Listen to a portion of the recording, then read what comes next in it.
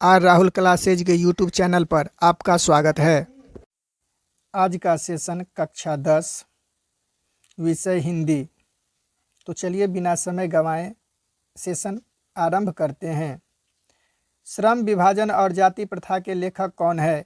भीमराव अंबेडकर। श्रम विभाजन और जाति प्रथा किस प्रकार की विधा है? निबंध। भारतीय संविधान का निर्माण किसने किया था? डॉक्टर भीमराव अंबेडकर। भीमराव अंबेडकर का जन्म किस परिवार में हुआ था? दलित परिवार।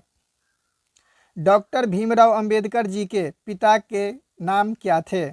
रामजी सकपाल। जाति प्रथा भारत में बेरोजगारी का एक कारण बनी हुई है, प्रत्यक्ष और प्रमुख। डॉक्टर भीमराव अंबेडकर का जन्म हुआ था 14 अप्रैल 1891 मध्य प्रदेश। अंबेडकर की दृष्टि में भाईचारों का वास्तविक स्वरूप कैसा होता है? दूध पानी के मिश्रण जैसा। सभ्य समाज की आवश्यकता है श्रम विभाजन। प्राथमिक शिक्षा प्राप्त करने के बाद अंबेडकर उच्चतर शिक्षा प्राप्त करने के लिए कहाँ गए? न्यूयॉर्क। अंबेडकर के प्रेरणा स्रोत रहे हैं बुद्ध, कबीर, ज्योतिबा फुले। भीमराव अंबेडकर की प्रमुख कृतियाँ कौन कौन है?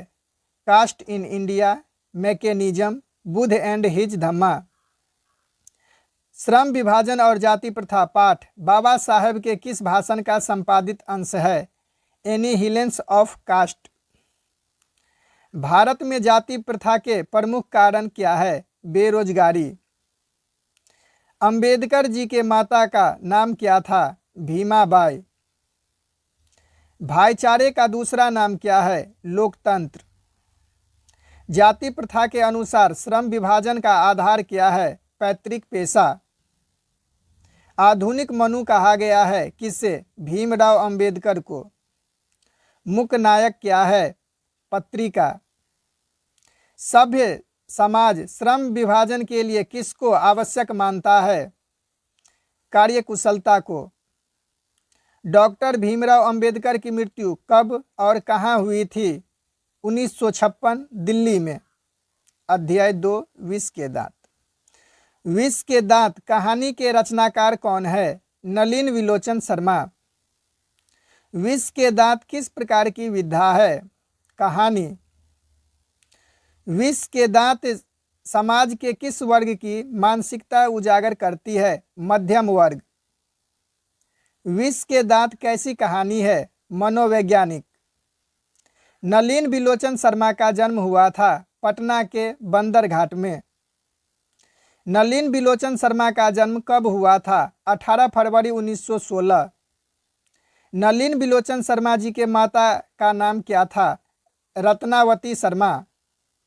नलिन विलोचन शर्मा की मृत्यु कब हुआ था? 12 दिसंबर 1961। आलोचकों के अनुसार प्रयोगवाद का वास्तविक प्रारंभ किसकी कविताओं से हुआ है? नलिन विलोचन शर्मा। नलिन विलोचन शर्मा के पिता का नाम क्या था?